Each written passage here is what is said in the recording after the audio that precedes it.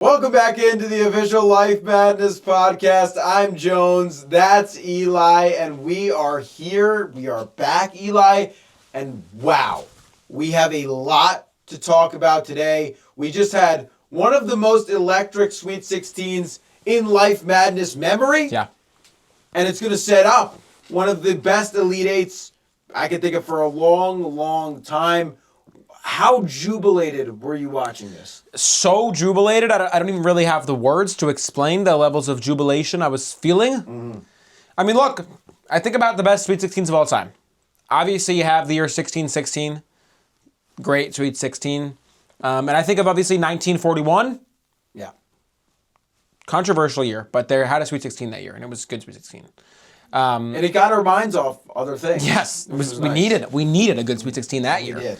And obviously 2003, good Sweet 16. But, after those three Sweet 16s, this could be the fourth greatest Sweet 16 in the history of Life Madness. That's really how I'm feeling about this, and that's how jubilant I am. And I look at this Elite Eight, I see 2 1 seeds, 3 2 seeds, so you have the powerhouses in there, but I see a 7. I see a 5. I see a 4. I see, some Cinderellas in there. So, I'm really excited. We're guaranteed to get either a 7 or a 5 in the Final Four. So for everybody that says NIL is ruining Life Madness, no, it's not. Because we still get that unpredictability. But at the end of the day, Life Madness is also about seeing Goliaths and Titans and powerhouses clash. And that's what we're going to get in the Midwest and the East. We're going to get our Cinderellas in the West. I'm jubilant. Well, I'm very glad you are. I am too. I do agree that this ranks in some of the top Sweet 16s ever. And we start with the Midwest region, where it was the number 1 seed Friday, taking on the number 5 seed Late Night Campfire. And Eli, we thought this one would be a little closer, but something went pretty wrong for this 5 seed. Yeah. And, I mean, do we want me to say it, or you can explain it? Well, we all know what went on with Flint. There was a moment here, and I'm going to be honest, in Hogsmeade where I was sleeping. Yeah. And you know me, I occasionally sleep during these big moments. Yeah. Right? Yeah. And remind me, and remind the folks at home, was this the moment where you were drawing up? Did you draw up this play on the big board? No, I don't think I drew up the play. I think, look, and again, this one was simple. And this one was actually not that close of a game. No, not at all. At all. And we were there, thankfully. We were in attendance.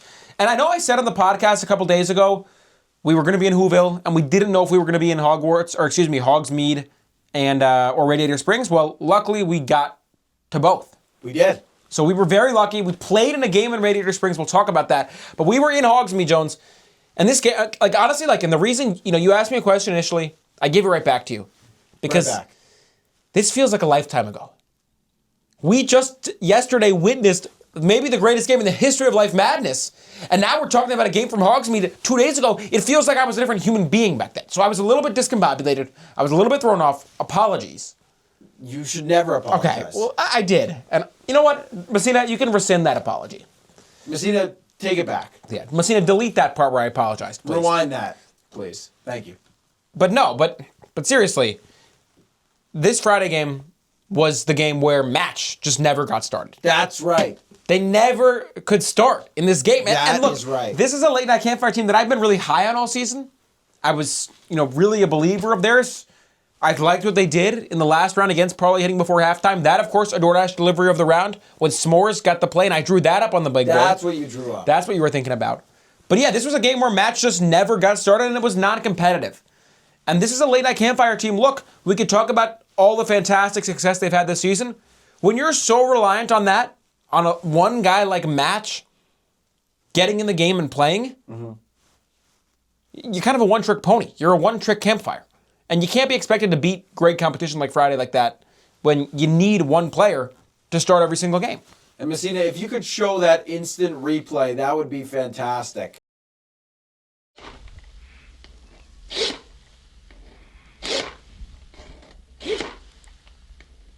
Yeah, you see there that match tried to get started. It wasn't for a lack of effort. No. And sometimes we criticize these teams, you make it all the way to the Sweet 16, and there's a lack of effort. Yeah, not here.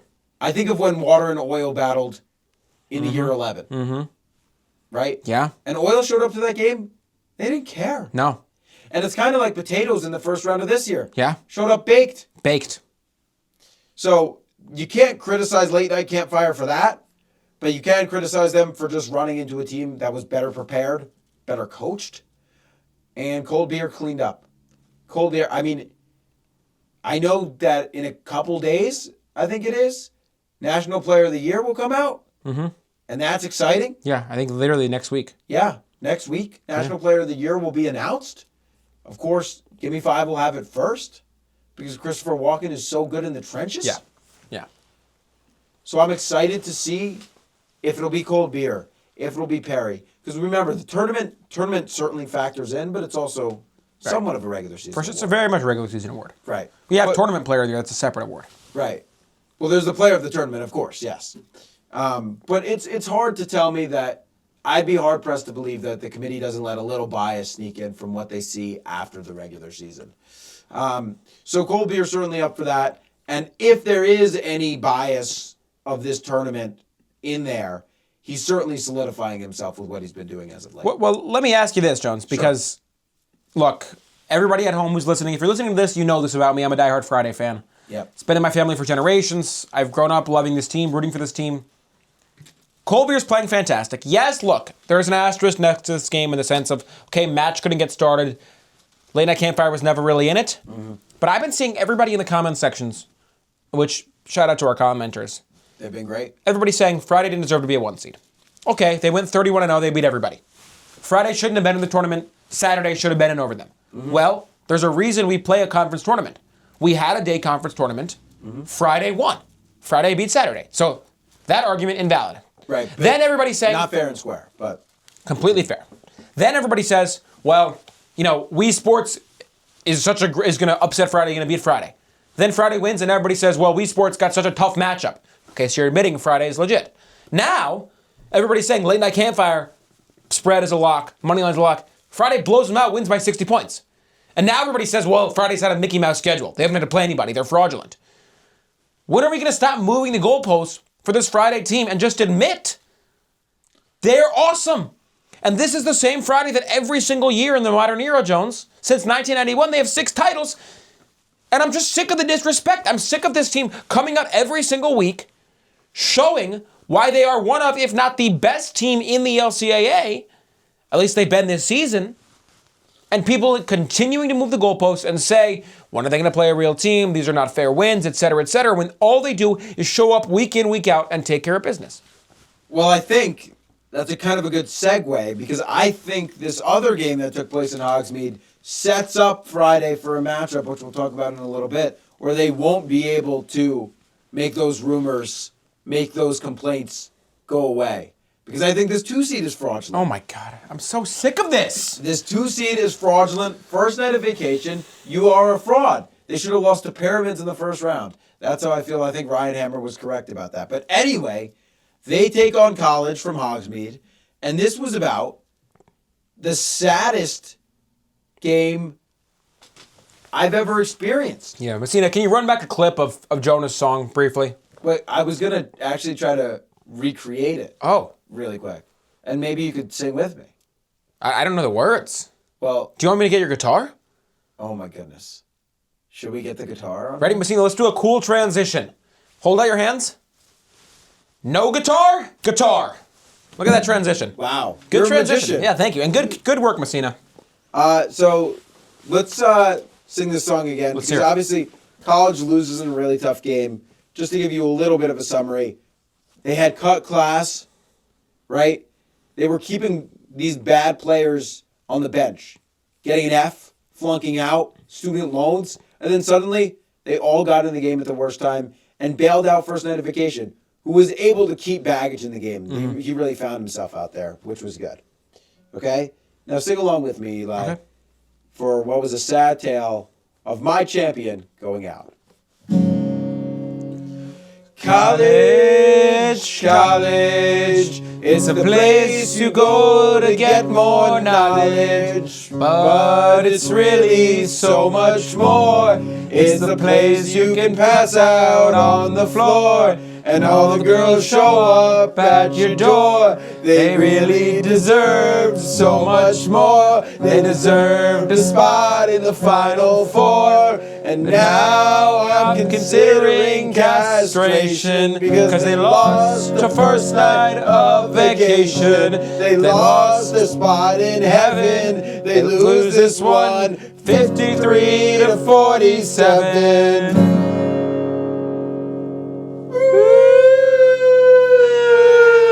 And that's a barber. That's a thank you.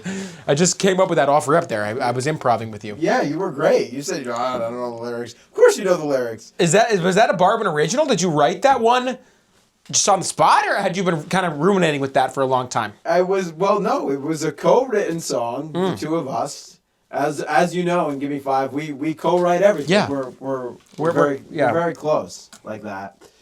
It was a co-written song. And there was thoughts that maybe castration shouldn't make it in there. Yeah, it made it in. We'll pull back the curtain for a second. It made it in. But it made it in. Thank goodness. But it's only a considering of it because that would hurt. Yeah. Thank God we didn't follow through on that. Yes. So first night of vacation takes it 53 to 47. What were your takeaways from this one? My takeaway is that that college is fraudulent. Oh, and look, I've been saying this right. too. I've been parroting this idea, and I know you've been on the college bandwagon. And look, I'm not a college hater. I like college. Here are my problems with college. Sure. You can't cut class. And I know they experimented with getting rid of class, keeping class kind of flying separately on a different team. Right. Problem with that is, if you get rid of class, you're not college. His father is the owner of the team. Mm-hmm. So if you don't have class on the roster, even in this court, at that point, this team is no longer college. They're just unemployed 20-year-old. Right? So you need class, and he's not a good player. And a really tough player for this team, student debt and student loans. Really bad player. As a two-name player, by the way. Really bad player. So I knew inevitably those two players were going to have to see big-time minutes and see action. And I just don't think First Night of Vacation has a player like that. Sure, sometimes luggage gets lost out there. Sometimes flight is a little bit delayed showing up to the arena. Sure. But when everything goes smoothly, as it does more often than not, they don't have that weakness. They got jet lag. But They got who jet cares? lag, and jet lag ruins their game. Jet lag is nothing so compared to many class. times.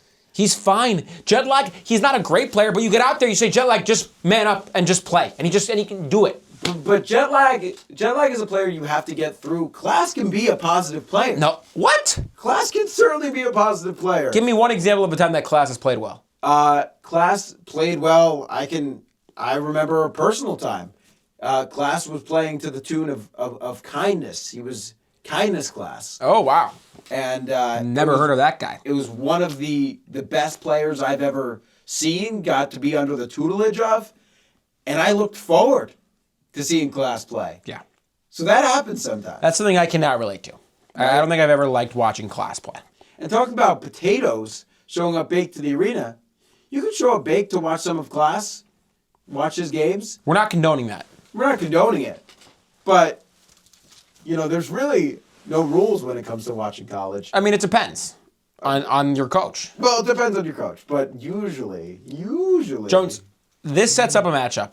A chalk matchup. Friday and First Night of Vacation. You alluded to it a little bit. You're saying First Night of Vacation is a fraud.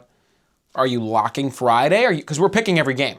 And by the way, this is a recap. It's in the title, so if you clicked on this video, you know what this is. You know what this is. But it's a recap preview. So we're recapping the Sweet 16, and we're previewing the Elite Eight. And I don't know if this is a one-off, if this is going to become the new standard. We haven't decided yet.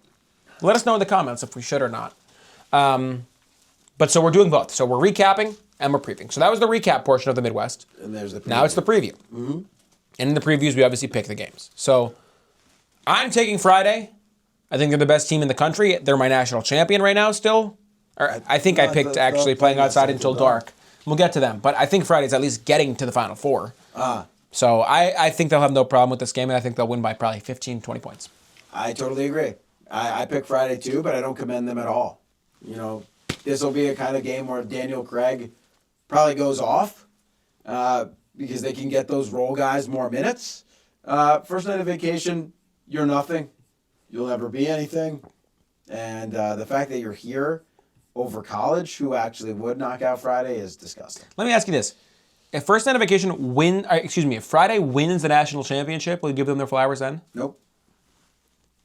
Just so we know where we stand. The goalposts will always move for this Friday team. They will always move. Now let's move our goalposts over to the East region, where it was the number 1 seed Summer Fling versus the number 5 seed Minecraft with the Cousins and Partners. So many people were doubting this number 1 seed. They said, they had the least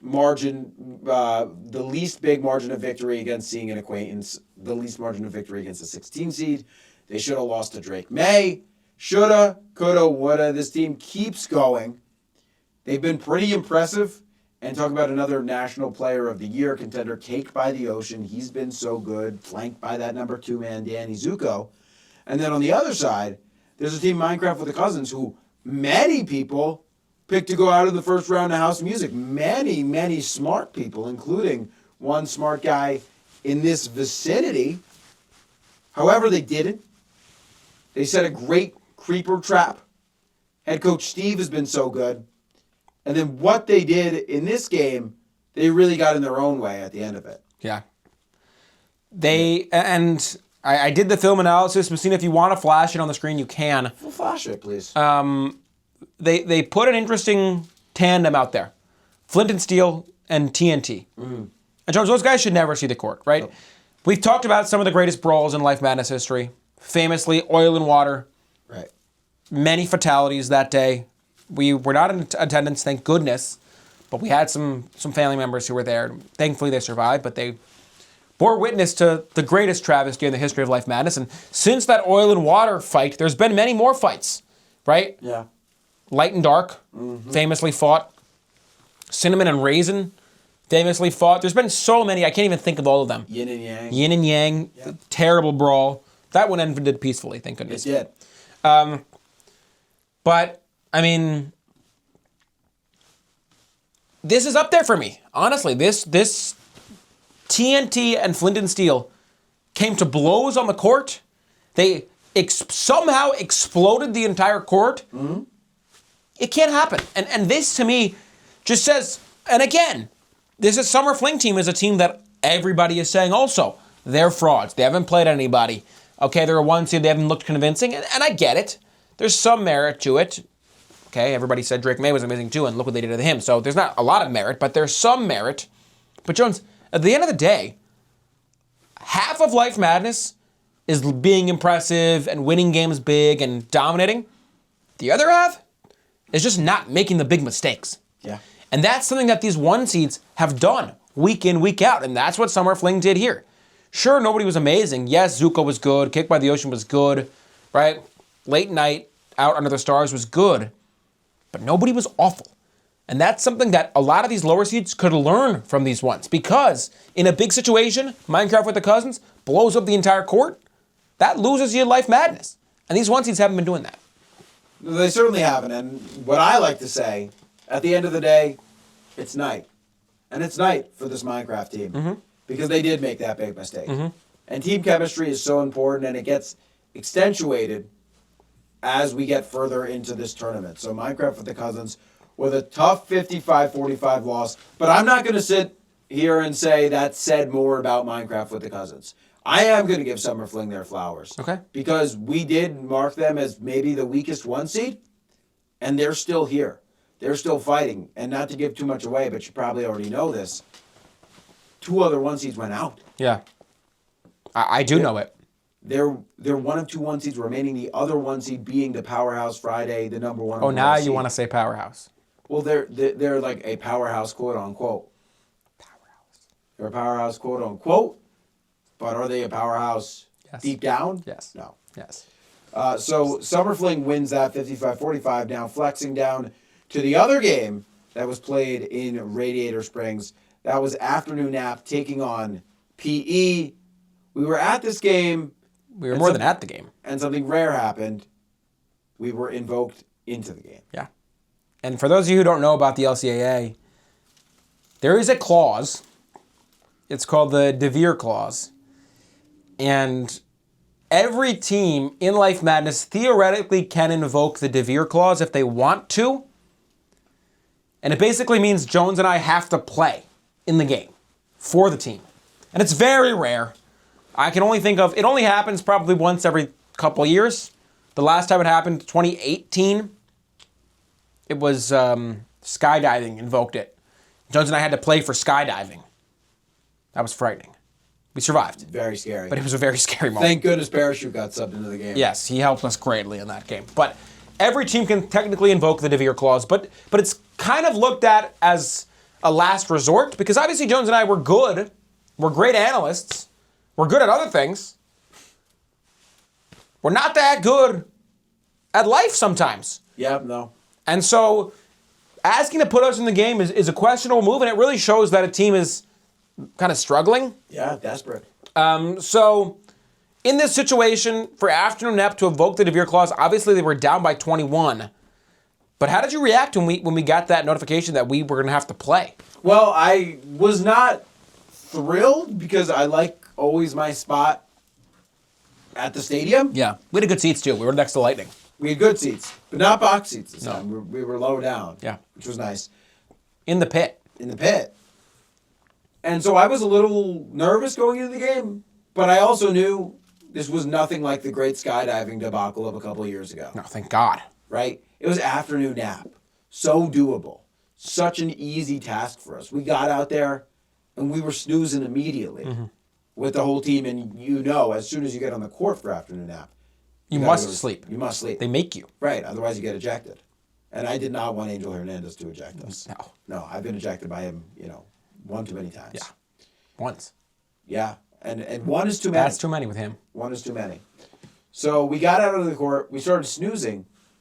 But what I didn't realize is P.E., took advantage of the matchup, the mismatch, really, that we created by being in the game. And the worst part was, which maybe Messina will replay some footage from this, Replay it, Messina. is that we didn't know that we were getting beat up by football. We didn't know we were getting beat up by basketball. But when we got back to the sidelines and woke up again after Nap said, "What the heck were you doing out there? You were getting abused." Yeah, we were asleep, and those guys were hitting us in the face. Yeah. And this just speaks, I think, why this Afternoon Nap team, and look, I had Afternoon Nap going to the Final Four, I'll be honest. This is why they'll never win a Life Madness. Because how can you have a team, how can you be a serious team and a serious championship contender when you don't even, your team doesn't even realize the things that are happening to it? Right? This is a flaw in their game plan. And P.E. took advantage. Credit to him.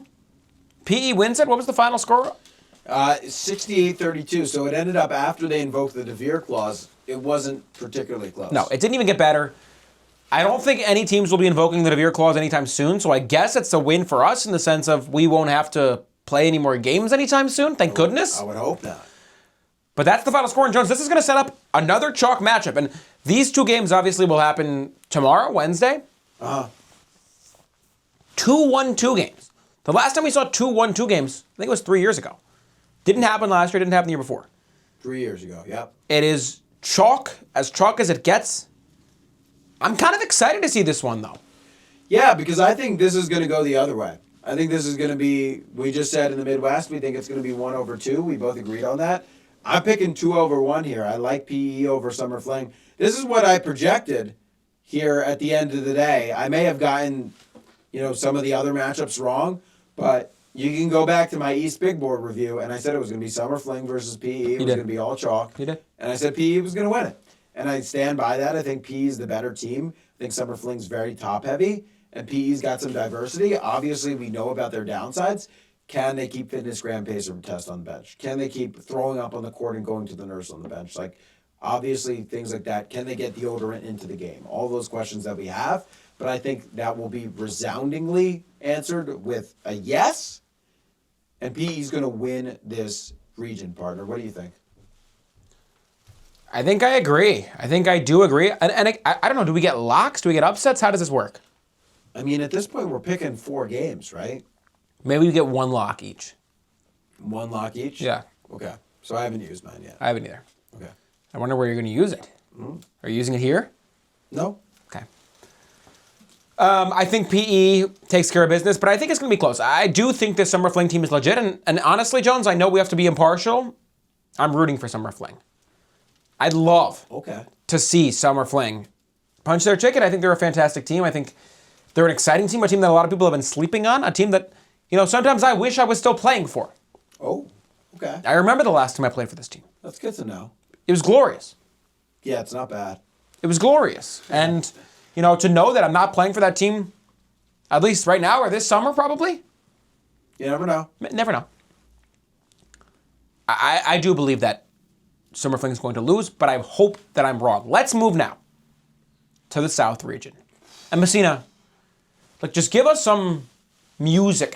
There's no specific music I want. Like esoteric music. Just this is the greatest game in the history of Life Madness. Let's hear it. I want to be coursing through my veins.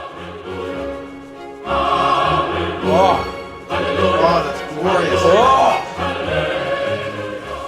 Yes! Yes, Messina. Yes! You just got me so hype.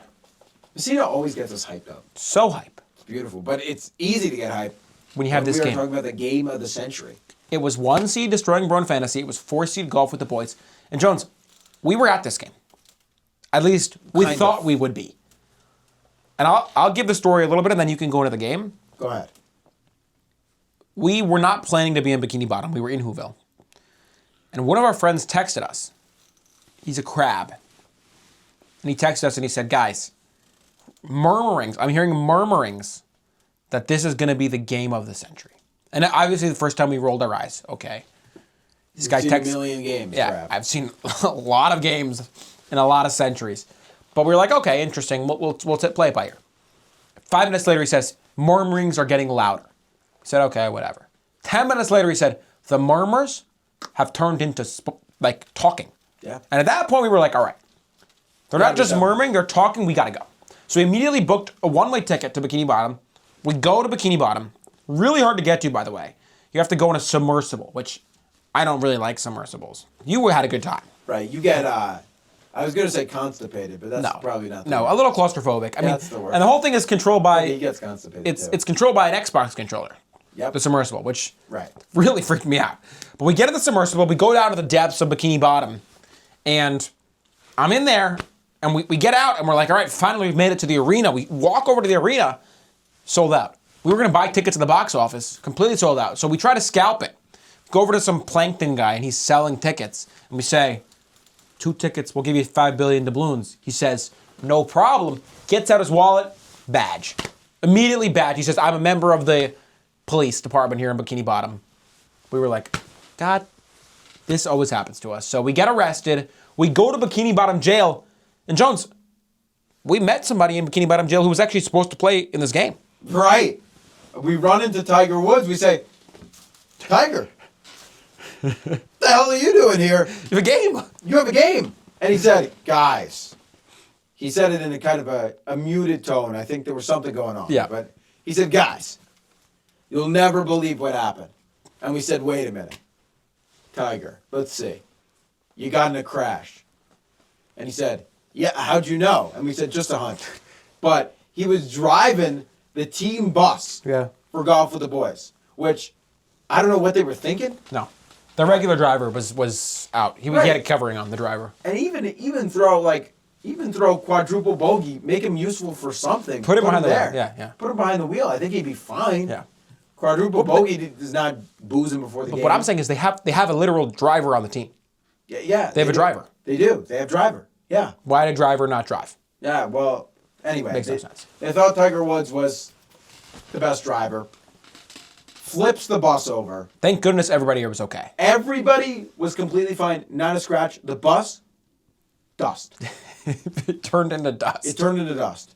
and everybody was lying across the highway. But they were fine. They were fine. And guess what? What? Cars ran over almost every player, but the wheels went around them. Thank goodness. So they were just there. Thank goodness. They were just there, lying completely fine. They finally decide they get off the highway. They walk the 5 miles that were remaining to the stadium, but they walked very fast. Because, you know what happened? Derrick Henry. Well, Derrick Henry. But E.T., the referee in this game, started the game. Which is just, come on. Which is a little amateur. This is why we need challenging available in the But NCAA. I get it. In Life Madness, we have a schedule. You know, if we say the game's tipping off at 12:10 p.m., It has to. E.T. is throwing that ball up at 12:10 p.m. I almost just threw my computer off the desk because of how into this game I was. So he throws that ball up, and Derrick Henry makes, given nobody was guarding him. Yeah. There was nobody else. They on were the playing court. 5-on-0. Right. But Derrick Henry cleaned up. They decided they wanted Derrick Henry to be that guy, and he went off. He went on a huge run to start this game. But then, golf finally showed up to the arena. Thank goodness. Because it was not good basketball. And obviously, we weren't watching because we were in jail in Right. Bikini Bottom. But other inmates were kind of talking about the game. And it was a weird game to start because, like you said, it was 5-on-0. Destroying Broad Fantasy would go down. They would score. And then the ball would just sit there for 24 seconds, Right. 30 seconds. 30 seconds. And then there'd be a shot clock violation, and then they would get it again. But very strange. Yeah. Finally, Golf with the Boys shows up, and immediately they sub Birdie him, which is a great call by Caddy. Because this whole tournament, Caddy's been playing guys like Bogey, double bogey, triple bogey. Guys who aren't that good. He goes right to Birdie. Mm-hmm. And Birdie was fantastic. Him and Parr Jones, they were looking just, mwah, chef's kiss. They come back, and then, because Destroying Broad Fantasy, well, do you want to talk about Destroying Broad Fantasy? Well, I was gonna, yeah. I know you want to talk about Priest Holmes and those guys. Well, yeah. I mean, Jamal Charles, Melvin Gordon, and Priest Holmes were really turning back the clock, and Todd Gurley, Yeah. too. But the Priest Holmes contribution was something that a lot of people didn't see. No, Right? we didn't see it. We were in jail. Head coach, astute fantasy nerd, subbed him in at the right time.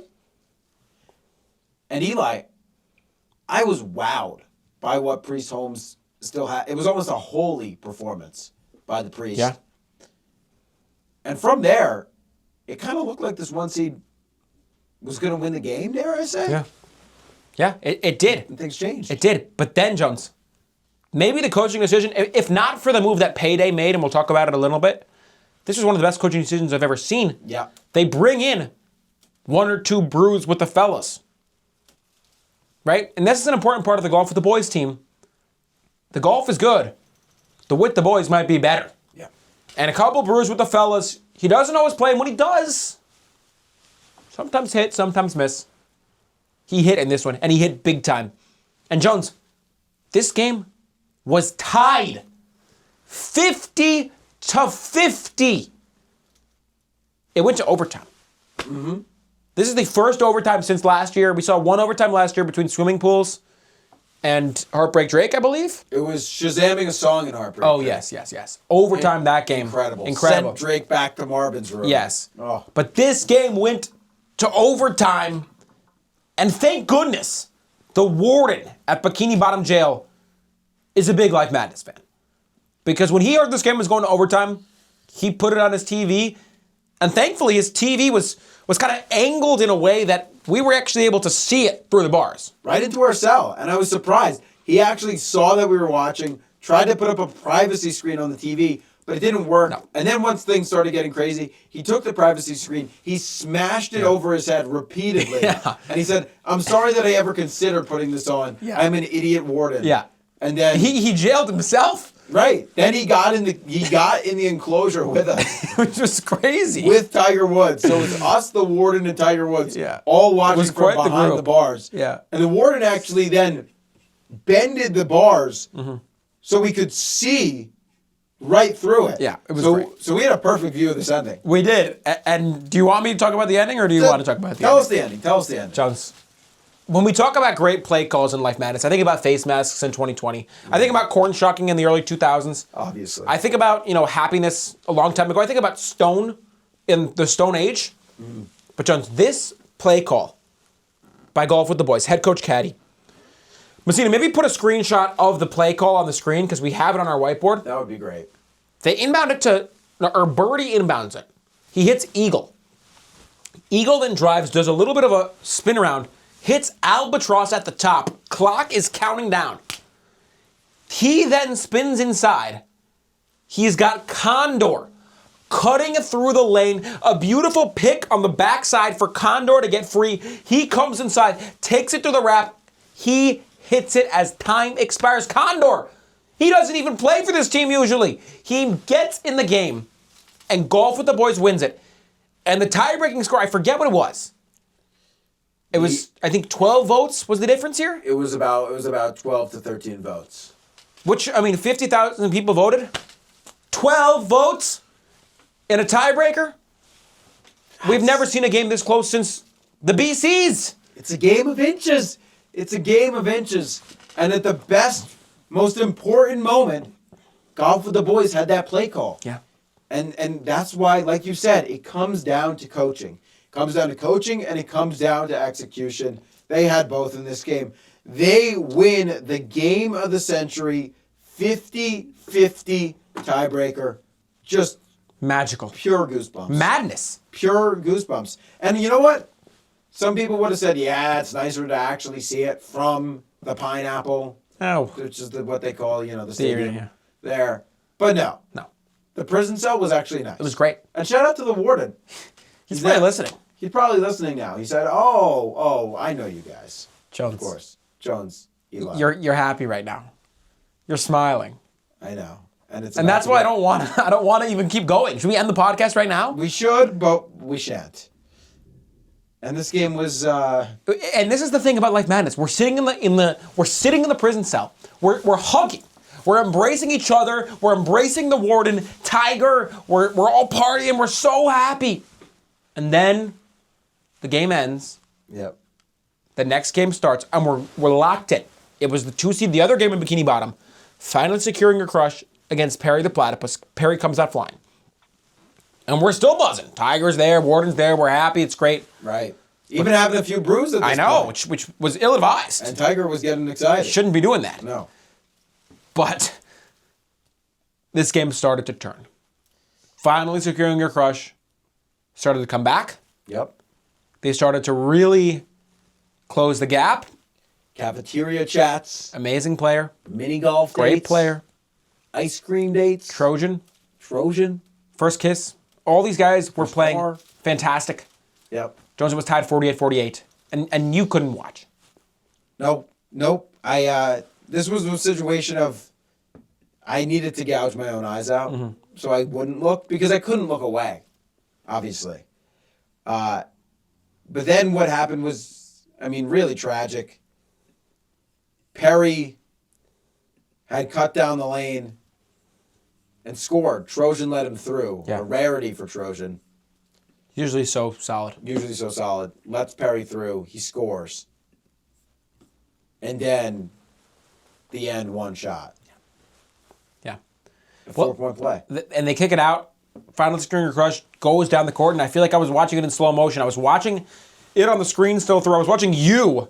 You were in the corner, bashing your head into the wall of the prison cell. How's your head feeling, by the way? It's still ringing a little bit. Okay. It still hurts. That was weird that you were doing that. Yeah. No, it was too much. But the warden joined in. He did. You guys were rhythmically bashing your heads. So the warden has a much, stronger head than I Yes. do. He has a big old head. Yeah, for sure. But you were bashing your head, and I was watching you. I was perplexed, and I was watching the game, and I couldn't believe it. But they go down the court as time is running down. Similar story. If you had a ticket to Bikini Bottom, by the way, somebody DM'd us and said they got ticket through their best friend's cousin's girlfriend, I think. Wow. Like, you are the luckiest person on the planet.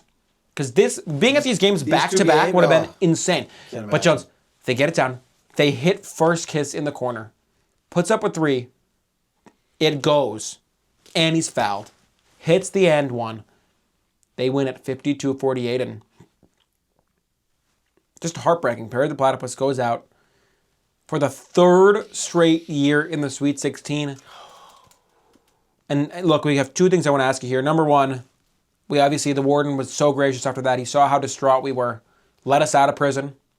We attended his funeral. We went to Perry's funeral right after. We did. Very moving. I want to hear your thoughts on that. And secondly, I want to hear your thoughts on, is this just the ceiling for Perry? Can he ever get out of the Sweet 16? 3 years in a row that he's lost in the Sweet 16. Yeah, we're lost. We're lost. He's lost as an organization right now. That funeral was so emotional. I thought, a couple days after, I'd feel better to go to that funeral. Mm-hmm. Still no. No, I didn't feel better. No. I didn't feel better. I thought maybe go to the funeral, let some things out, but I thought I was going to be the cool guy. I probably should have worn sunglasses to the funeral, which a lot of people obviously do. And instead I just decided to openly weep. And I was discouraged to see that it was televised for monetary gain. That's what it seemed like it was. Yeah. People taking my name, image, and likeness for their gain. Yeah. And I gained from it a little bit. You gained a little bit, but that was disgusting. The 11 seed, and we talked about this off air, and we rarely talk off air. But this 11 seed is a good spot for Perry because he gets kind of a path where he can avoid a 2 or 1 seed until this point. Mm-hmm. He's going to have to beat one eventually. But he runs into another 2 seed here, and what do you know it? And my whole mindset of these last couple of years was, okay, he lost to a 1 seed his first year, right? He lost to a 1 seed his second year. Now he gets a chance to play a 2 seed and not play a 1 seed. And now he wouldn't have to play a 1 seed. Ever. Ever. Till the Final Four, maybe. Till maybe the Final Four. Right, he would get golf with the boys in the Elite Eight. But he could beat him. He could, but I don't know. Golf with the Boys just beat Destroying Bro in Fantasy, so maybe Golf with the Boys is just the team destiny. But I hate to say this is Perry's ceiling. I don't believe that it's Perry's ceiling. I believe they'll be back and better than ever next year. But 3 years in a row, the most hyped team, the bridesmaid, but still never the bride. And that's pain, brother. That's real pain, and I don't know how you get over this. Yeah, I can hear it in your voice. This is real agony, and this was how you felt when you told me that Juliet was leaving you for Romeo. This is real pain. I know you well, and he's got to bring it up every time. I don't see that, Messina? Every time. I'm not trying to hurt your feelings. I'm just trying to. I'm telling you, like you're trying to draw a comparison. When crewmate number 3 told you about him and your sister, this is what I heard in your voice. You're gonna make me do a spit take. And like you're just emotional right now, and I hear it in your voice, and my heart breaks for you. Obviously, I'm happy for this finally securing your crush team, and I don't want them to not get their flowers because there's plenty of finally securing your crush lovers who are probably tuning into this right now saying, "What about us? Yep. Talk about us." To them, I would say, "Relax, we're going to." But secondly, I would say a great win. This Perry team is great. This is probably the best version of Perry we've ever seen. They just annihilated an ice cream team, a really good ice cream team. Mm-hmm. They destroyed Candlelit Dinner. And Jones, this finally securing your crush team out of the BFC. They've won the BFC. Now they've won a really good game. You talk about Golf with the Boys being a team of destiny. This finally securing your crush team could be a team of destiny. Both teams that have beaten Perry have gone to the Final Four. Yeah. In the previous 2 years. This is going to be an incredible 2-4 matchup. Another team out of the love, another love-related team out of the BFC on the 2 line. Saw Falling in Love last year on the 2 line, and this is a better team For sure. to go through a BFC gauntlet like they did, to win those games. They set up with now they're going to San Francisco. Yeah. Great spot, by the way. We should get out there. We should. To play golf with the boys in what could be the matchup of the next round. This 4-2 clash. Man, I don't know. I think Golf with the Boys has this game. You do. Yeah. And although I like finally securing your crush, I didn't think they'd even be here. They have some good players like we talked about. But Messina, play my lock music. Lock of the round. That's right, Golf with the Boys, a lock to win against finally securing your crush. Look, a lot of people love Golf with the Boys. A lot of people have picked Golf with the Boys to win the entire thing. And Golf with the Boys just took down Destroying Bro in Fantasy. So many people's bracket is busted. Mine included. So they may as well continue to bust. Keep busting. Bust big. Bust strong. That's what I say to Golf with the Boys. They're going to continue to bust, and they're going to bust their way right into the Final Four. And Jones, you and I, like oil and water, we've had our disagreements off air. Sure. And on air, and everywhere in between. Yep. And we're going to have another one right now. Oh, no. Because I'm taking Finally Securing Your Crush. I'm not taking him in a lock, but I do think the 2 gets this done. I think this is a really good 4 seed. But these guys are at 2 for a reason. And when you play in a conference like the Best Feeling Conference, like the BFC, and you win the conference, you do it in convincing fashion, you play a really tough schedule, and you win a game like they just won against Perry, they're going to be riding high. They're going to be feeling great about themselves. And I think they're going to have what it takes to take them this 4 seed. But that is going to be, far and away, the game of the round. I agree. That is by far the best matchup. Now, finally, we move to the West, where it was the number 1 seed House Parties taking on the number 5 seed Playing Outside Until Dark. And partner, we said that this 1 seed is probably the weakest in the field. We've heard it about Summer Fling, we've heard it about House Parties, and we've kind of tiered the 1 seeds. Friday and Destroying Bro in Fantasy are in their own tier. And then House Parties and Summer Fling are in the 2nd tier. Agreed. Yet Summer Fling is still in. Destroying Bro in Fantasy is out. Shows what we know. Shows what we know. But we knew, although House Parties got off to a good start with that X Factor Project X, that they weren't long for this tournament. They were bad. They were really bad in this game. And where you look at a 1 seed in Destroying Bro in Fantasy that narrowly loses in overtime after a 12-vote tiebreak defeat, this House Parties team was never in this game. They were awful. Awful in this game. And I had to be there to watch it. I had to sit courtside in Whoville with the Grinch yapping in my ear the whole time about how he hates everything. And I'm sitting there with you, wanting to rip my eyes out because this was a terrible game. Yep. House Parties didn't show up. I mean, they did, but they didn't play like they showed up. Nope. And everybody for this Playing Outside Until Dark team was awesome. Dodgeball. Or, excuse me, not Dodgeball. Think about the wrong team. Manhunt. Great. Snow football, great. Hooping in the driveway, great. And the bench players, street hockey, awesome. And wiffle ball was fantastic. There's nothing else we need to say. Nope. This 5 seed was flat out amazing. 73-27 the final there. A lot of people expected this 5-1 upset. They were favorites in Vegas, so not much we have to say there. Finally, the Beach took on Payday, and what a back-and-forth affair this was from Whoville. We were eating this game up. Umbrella gets this one off to a good start for the Beach. But this game will be remembered, and I'll give it away. It was 51-49. Payday wins it. Yep.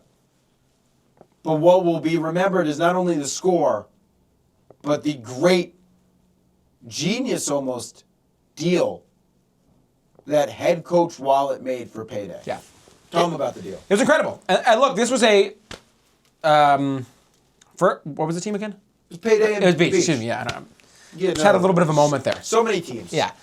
Beach, look, this is a team that's great, and Umbrella was playing great, Shovel was playing great, Sandcastle's amazing, even Shark was playing okay.